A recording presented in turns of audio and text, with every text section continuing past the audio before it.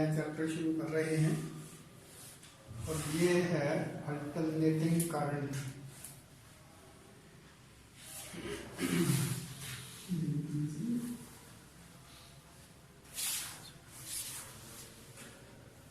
हाँ जी।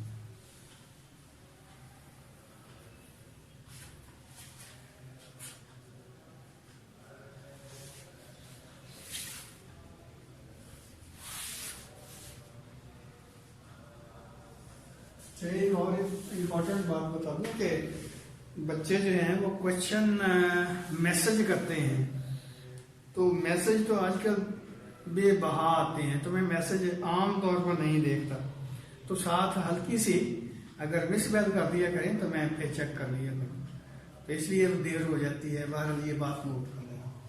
तो आज हम पढ़ेंगे, ये शुरू कर रहे हैं अल्टरनेटिंग करंट। अब देखिए कि अब तक जो हमने करंट सोर्स पढ़े थे वो सारे के सारे डीसी थे, यानी कि सोलर सेल ले लें, बैटरी ले लें, या ये जो हमारा प्राइमरी सेल होते हैं या सेकेंडरी सेल होते हैं ये ले लें। तो ये सारे के सारे सोर्सेज ऐसे हैं जो कि डायरेक्ट करंट जो है वो प्रोवाइड करते हैं सर्किट को। तो ये अल्टरनेटिंग करंट क्या होता है? लेकिन एक बात मैं आपको बता दूं कि हमने एसी जनरेटर पढ़ा था। अब एसी जनरेटर की जो आउटपुट होती है उसमें देखें कि करंट जो है वो एक डायरेक्शन में फ्लो नहीं होता, बल्कि उसमें करंट की डायरेक्शन जो है टाइम के गुजरने के साथ साथ अल्टर होती जाती है, तब्दील होती है, कभी पॉजिटिव वे में और कभी नेगेटिव वे में करंट जो फ्लो होता है। तो ये करंट जो है अल्टरनेटिंग करंट कहलाता है। अब देखिए एक सिंपल बात कि अल्टरनेटिंग करंट जो होता है, जिनके ये एसी जो सप्लाई होती हैं, उनका फायदा ये होता है कि नंबर एक, लॉन्ग डिस्टेंस तक हम पावर जो है बगैर किसी मेजर लॉसेस के ट्रांसफर करवा सकते हैं, जो एसी पावर से होती है।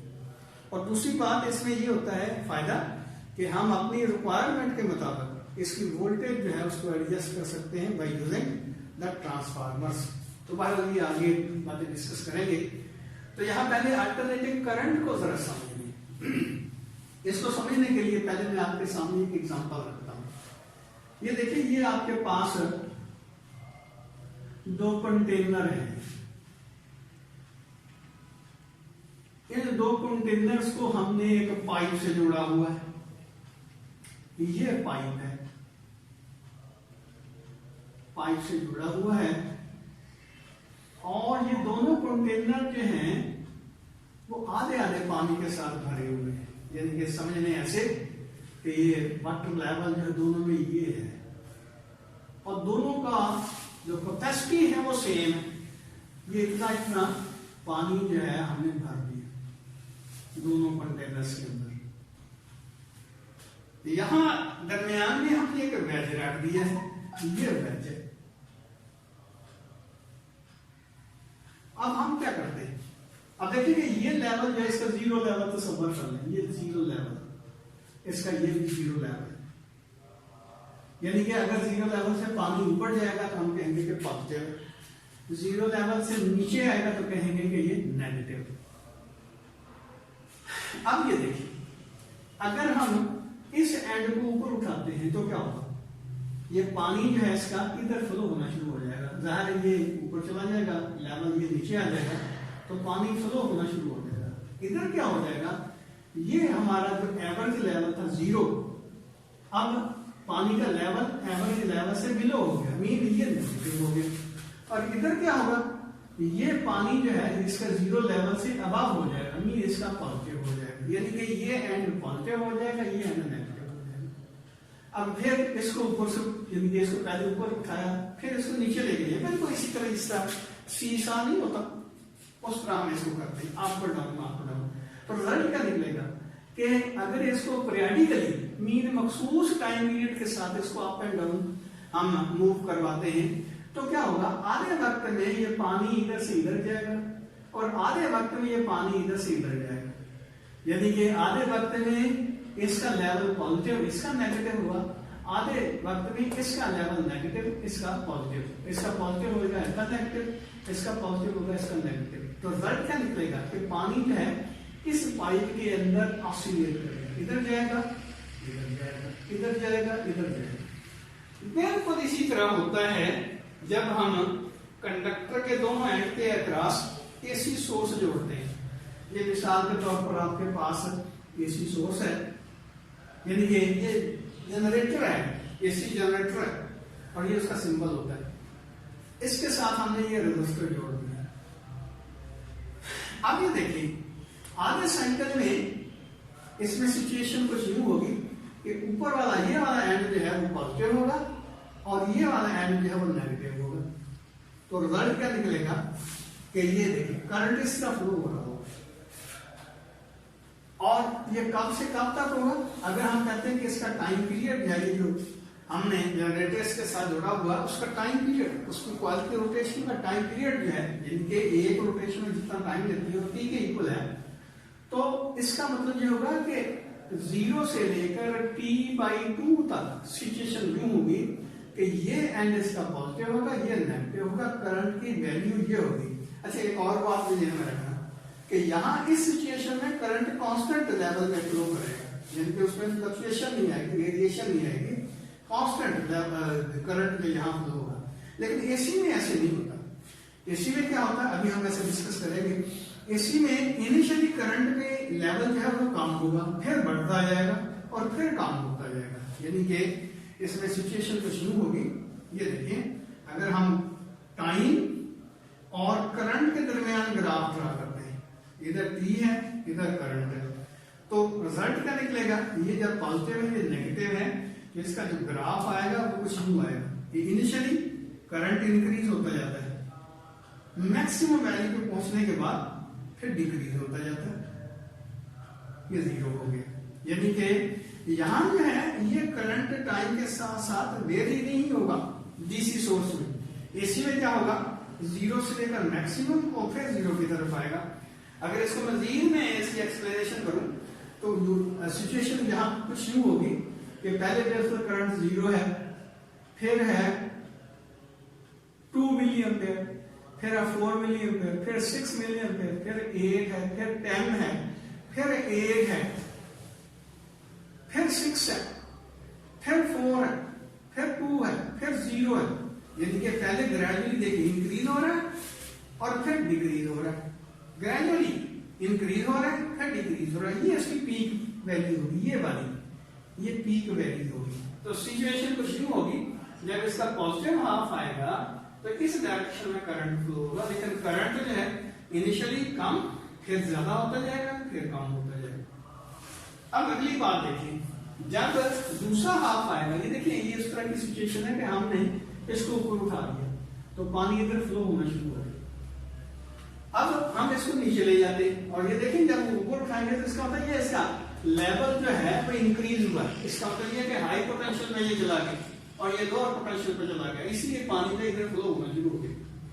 अब हम क्या करते हैं, जिस तरह ये हाई पोटेंशियल है, ये लोअर पोटेंशियल, इसी तरह ये हायर पोटेंशियल, ये लोअर पोटेंशियल होगा, तो करंट की डायरेक्शन ये होगी।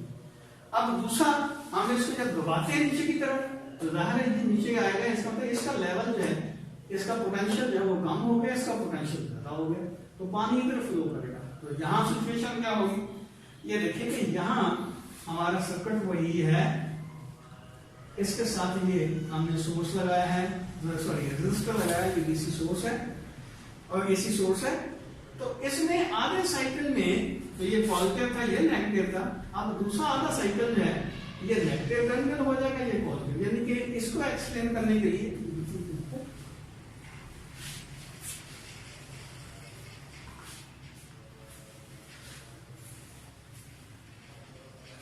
अच्छा, तो इसमें दूसरा जो हाफ आएगा उसमें सिचुएशन कुछ यूं होगी कि ये नेगेटिव टर्मिनल, ये पॉजिटिव, इस तरह बैटरी की पोलैरिटी जो है समझ लें कि रिवर्स होगी। अब इस सिचुएशन में क्या होगा, करंट जो है इस तरफ फ्लो होगा, ये। तो फिर वही बात कि ये जो है इसमें करंट जो है वो उसका लेवल जो है वो कांस्टेंट रहेगा ऐसे,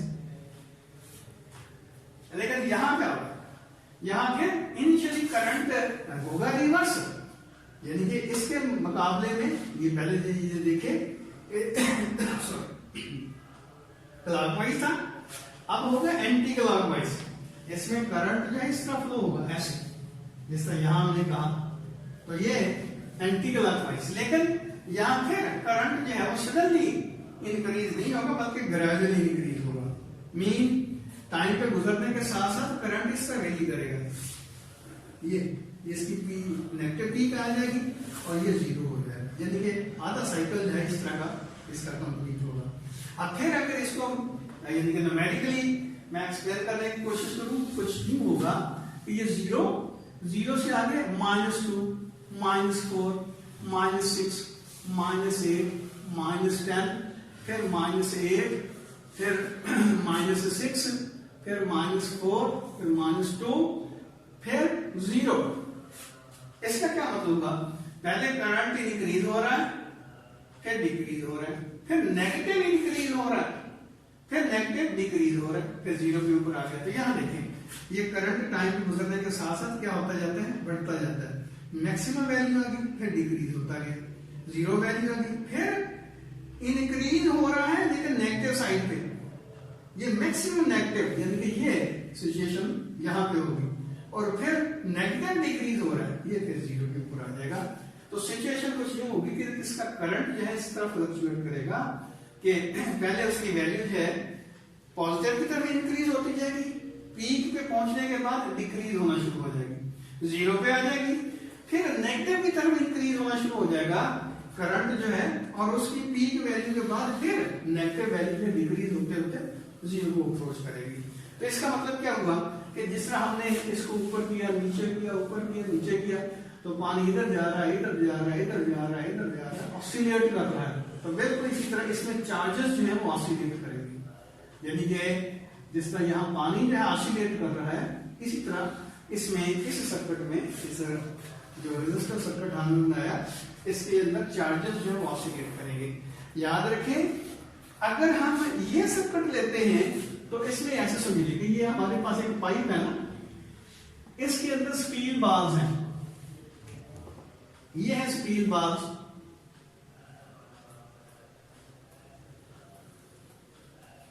तो इस सिचुएशन में क्या होगा, स्टील बाल इधर ही मूव करती जाएंगी, एक ही डायरेक्शन में मूव करती जाएंगी, वापस नहीं आएंगी, यानी कि इसकी मोशन जो है मूवमेंट जो है इसी डायरेक्शन में होगी, एक ही डायरेक्शन में। लेकिन जब इस तरह का सोर्स इसके साथ जोड़ते हैं तो क्या होता है, ये बॉल इधर जाती है वापस आती है, इधर जाती है वापस आती है। सिंपल वे में समझ लें कि डायरेक्टेड करंट सोर्स जो होते हैं वो चार्ज कैरियर को एक ही डायरेक्शन में फ्लो करवाते रहते हैं, इसलिए इसको डायरेक्टेड करंट कहते हैं।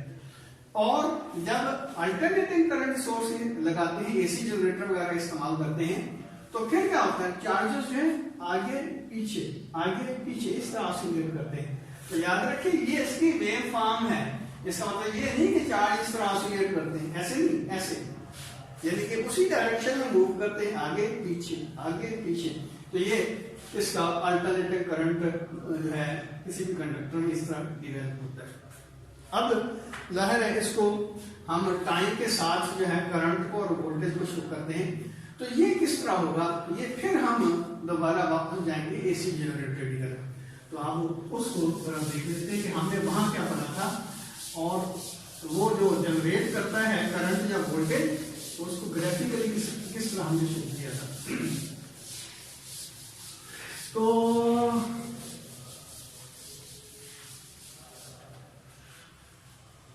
ये देखें, ये हम टेबल बना लेते हैं कि ये हमारी जो कॉइल है मैग्नेटिक फील्ड के अंदर, और इस जनरेटर में हमने जो पढ़ा था, ये मैग्नेटिक फील्ड है, इसके अंदर ये कॉइल है। तो इनिशियली ये कॉइल जो है यहाँ पे, तो आपको याद होगा हमने कहा था कि इस सिचुएशन में जब कॉइल इस तरह रोटेट कर रही है, यानी कि एंटी क्लॉकवाइज में, तो यहाँ पे बी और बी एक दूसरे का पैरेलल है। जब कॉइल रोटेट होकर यहाँ पे पहुंचेगी तो बी और बी एक दूसरे के परपेंडिकुलर हो जाएंगे, जब यहाँ पे पहुंचेगी तो फिर ये एंटी पैरेलल हो जाएगी, इस तरह यहाँ पे पहुंचेगी तो फिर परपेंडिकुलर होगी, इधर आएगी तो फिर पैरेलल हो जाएगी। और आपको याद होगा कि हमने जो वोल्टेज निकाली थी, एप्सिलॉन की वैल्यू निकाली थी, यहाँ बी की वैल्यू बी से शो करते हैं, B is equal to B not sine of theta हमने कहा था। इसकी आउटपुट जो बनती है वोल्टेज के लिहाज से V is equal to V not sine of theta. वहां हमने कहा था epsilon is equal to epsilon not sine of theta. अब एप्सिलॉन नॉट जो होती है वो V के प्रोपोर्शनल होती है जब कंडक्टर के साथ एसी जनरेटर को हम अटैच करते हैं, वोल्टेज के एप्सिलॉन जो है डायरेक्टली प्रोपोर्शनल होती है। तो इसलिए हमने कहा कि V is equal to V not sine of theta. इसको ओमेगा टी भी कहा जा सकता है, V not sine of omega T. और ओमेगा किसके इक्वल होता है? V not sine of 2 pi over T into T. याद होगा पहले भी मैंने एक दिन ये डिस्कस किया था ओमेगा को।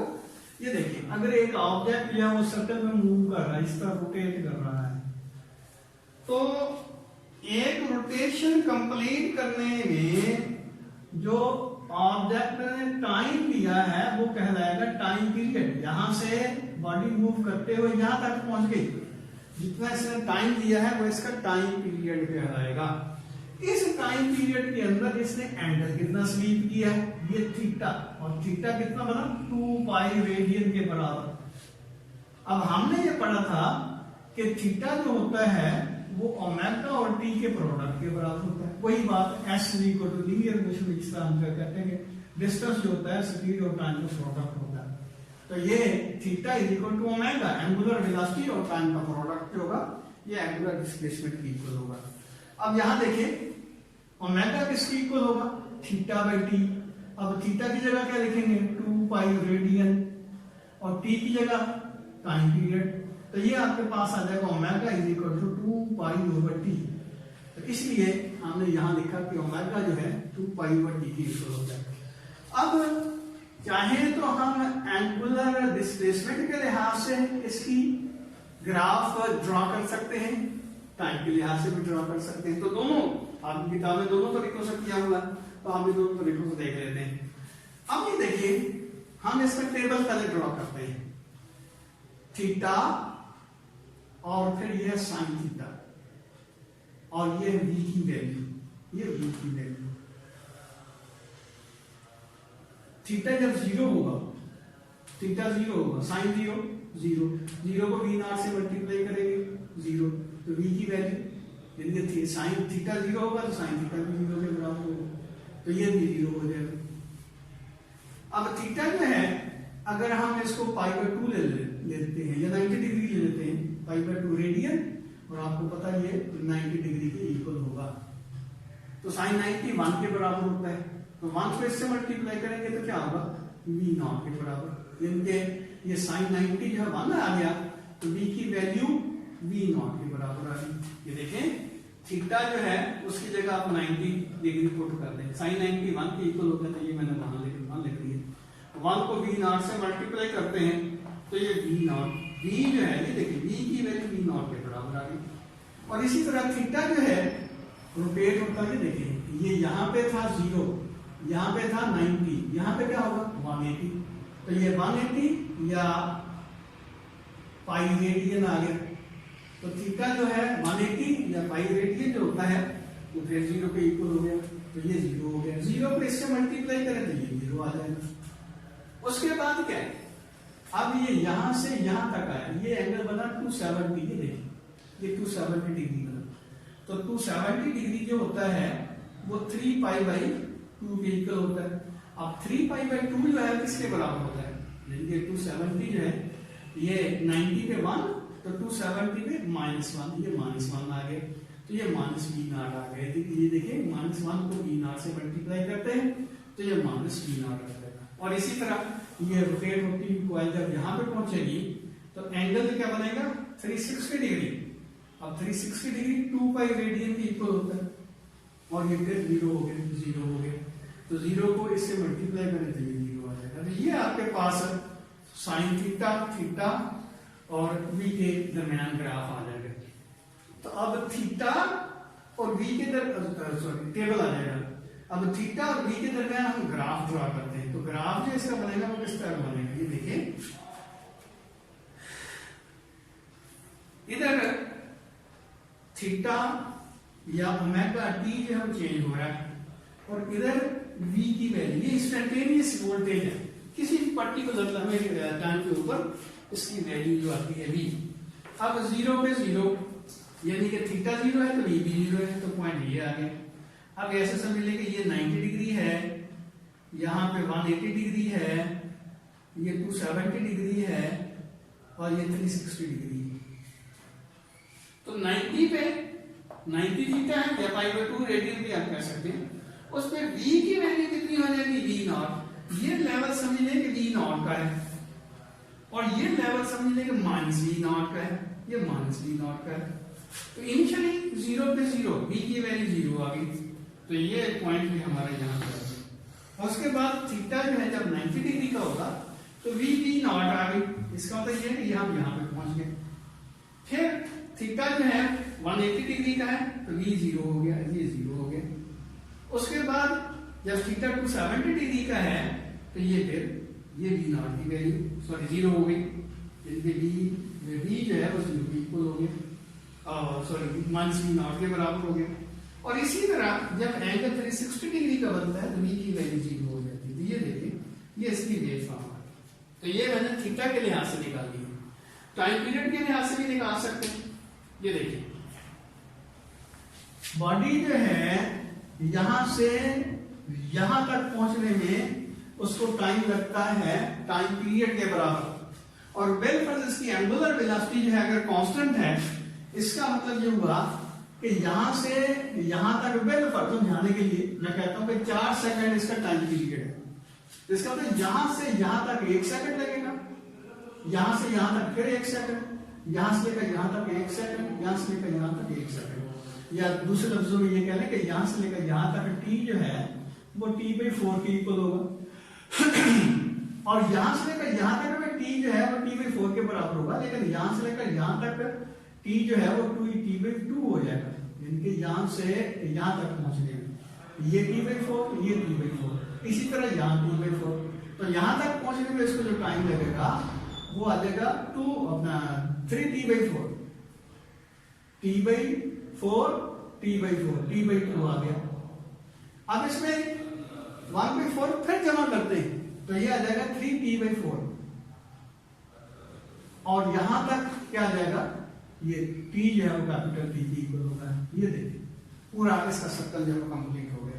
अब यहां भी हम ये इंटरवल लेते हैं, t जब 0 के इक्वल होगा तो v की वैल्यू क्या होगी, t जो है वो t/4 के बराबर होगा तो v की वैल्यू क्या होगी, इसी तरह t/2 के बराबर होगा तो क्या होगी, और ये सारी वैल्यू जो है यहाँ इसमें पुट करते जाते हैं और इसकी वैल्यू निकालते जाते हैं। तो पहले देखते हैं कि ये v जो है हमने कहा कि v not sine of 2 π/t multiply by t है, तो इनिशियली t कितना है 0। इसका क्या मतलब होगा कि v is equal to v not sine of 2 π/t multiply by 0, तो ये 0 हो गया, साइन 0 0 के बराबर, तो इसका रिजल्ट क्या आ जाएगा 0, यानी कि इंस्टेंटेनियस वोल्टेज की वैल्यू 0 हो जाएगी। और इसी तरह जब t जो है t/4 के इक्वल होगा तो फिर v का वैल्यू क्या होगी, यानी कि नया इंटरवल जो हमने लिया है वो ये है, यहां से यहां तक पहुंचने में उसको जो टाइम लगा है वो t/4 के बराबर है। इसका क्या मतलब हुआ कि दूसरी जो वैल्यू आपके पास आएगी v की वो instantaneous value v not sine of 2 π/t multiply by t/4। अब टाइम समाइए जो है हमने टाइम दिया है यहां से लेकर यहां तक इसको मूव करने के लिए वो t/4 के इक्वल है, तो t से t कैंसिल हो जाएगा 2/4 तो 1/2 आ गया। इसका मतलब क्या हुआ v नॉट साइन ऑफ π/2 आ गया, π/2 और साइन π/2 आपको पता है 90 के बराबर होता है और वो 1 आ गया, 1 से इसको मल्टीप्लाई करते हैं तो ये v की वैल्यू v नॉट के बराबर आ गई। और इसी तरह जब इसका टाइम ये होगा यानी t/2 तो v की वैल्यू क्या होगी, v not sine of 2 π/t multiply by t/2, t से t कैंसिल 2 से 2 कैंसिल, साइन पाई है, ये देखिए साइन पाई जो है साइन पाई का 0 के इक्वल हो गया, तो 0 पे इसको मल्टीप्लाई करें तो ये 0 आ जाएगा। और इसी तरह यहाँ पे v is equal to v not sine of 2 π/t multiply by 3t/4, यहां तक पहुंच गए हम। तो ये देखिए t से t कैंसिल 2 2, तो ये आ जाएगा 3 π/2 3 π/2 -1, -1 से इसको मल्टीप्लाई करें तो ये -0 आ जाएगा। और इसी तरह जब टाइम पीरियड कंप्लीट हो गई, देखिए यहाँ से यहाँ तक, यहाँ से यहाँ तक, यहाँ से यहाँ तक, और ये यहाँ तक आए वापस, तो v इज इक्वल टू यह आ जाएगा sine of 2π/t multiply by t। t से t कैंसिल, साइन π/2 के इक्वल हो गया। इसका मतलब ये हुआ कि यहाँ इसमें हम एडिशन करते हैं, ये टाइम 0 होगा, टाइम t/2 होगा, सॉरी t/4 होगा, फिर t/2 होगा, फिर 3t/4 होगा, और ये फिर t होगा। तो ये वैल्यू जब यही है। अब इसका और इसका ग्राफ हमने ड्रा करना है, तो उसके लिहाज से देखा जाए ग्राफ फिर भी वही आएगा कि यहाँ जो है आप t को वेरी करवा रहे हैं, तो t जब 0 के बराबर है तो v की वैल्यू 0, पहला पॉइंट ये आ गया। t जब t/4 के बराबर, ये t/4 है, v की वैल्यू है v0 के बराबर, इसका मतलब v0 का लेवल ये, -v0 का लेवल ये, तो ये यहाँ पे पहुंच गया, यहाँ पे हम चले गए। इसी तरह t/2 पे 0 आ गया, और 3t/4 पे -1 आ गया, -v आ गया, और ये फिर 0 आ गया। इसका मतलब ये ग्राफ और ये ग्राफ दोनों तरफ ड्रा कर सकते हैं। तो कोई क्वेश्चन हो तो आप पूछ सकते हैं।